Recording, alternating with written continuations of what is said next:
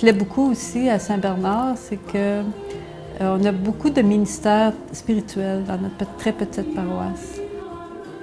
Alors on fait par exemple la marche du labyrinthe plusieurs fois par année.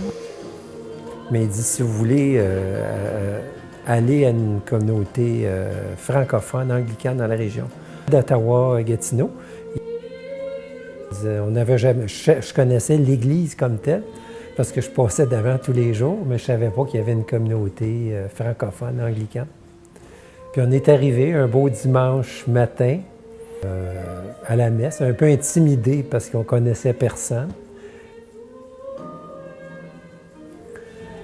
Puis tout de suite, on s'est senti accueillis, acceptés comme on était. On ne nous a pas posé de questions d'où on venait. C'est sûr qu'à Saint-Bernard, on n'est pas anonyme parce qu'on est très peu nombreux. Alors, quand on arrive à Saint-Bernard, tout le monde sait qu'il y a quelqu'un de nouveau dans l'Église.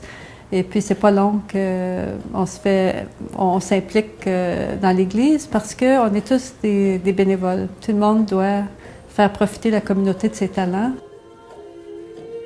Saint-Bernard est un petit peu spécial, on le sait tous. Mais en particulier, c'est parce qu'on est la seule communauté francophone dans le diocèse d'Ottawa. On est 6 millions anglicans à travers tout le monde et notre petit groupe fait partie d'un plus gros groupe. Donc c'est une bénédiction d'être capable de louanger Dieu en français.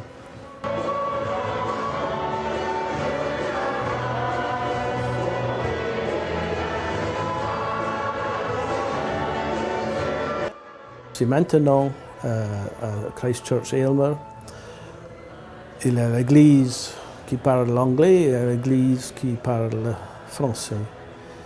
Et c'est très important parce que nous avons eu historiquement des bons échanges à tous les niveaux entre la communauté anglophone et la communauté francophone. L'autre ministère qu'on a à Saint-Bernard, qui est dans la lignée de Saint-Bernard, qui était un grand mystique, c'est qu'on a plusieurs de nos membres maintenant qui participent à un groupe de prière de consentement.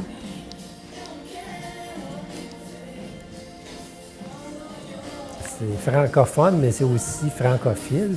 Il y a des dimanches qu'il y a quasiment autant d'anglophones que de francophones, mais on est tous unis avec le désir de louer le Seigneur en français. Il y avait, à un moment donné, là, il y en a un peu moins, mais il y avait beaucoup de gens de diverses origines. Puis je trouve que ça représente bien le Canada de nos jours.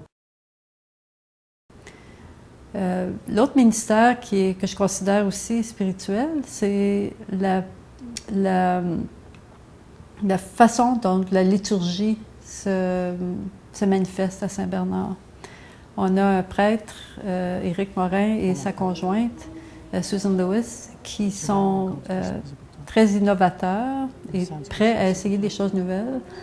Alors, on a une messe en PowerPoint avec des belles images spirituelles, des choses qui sortent de YouTube, des chants nouveaux.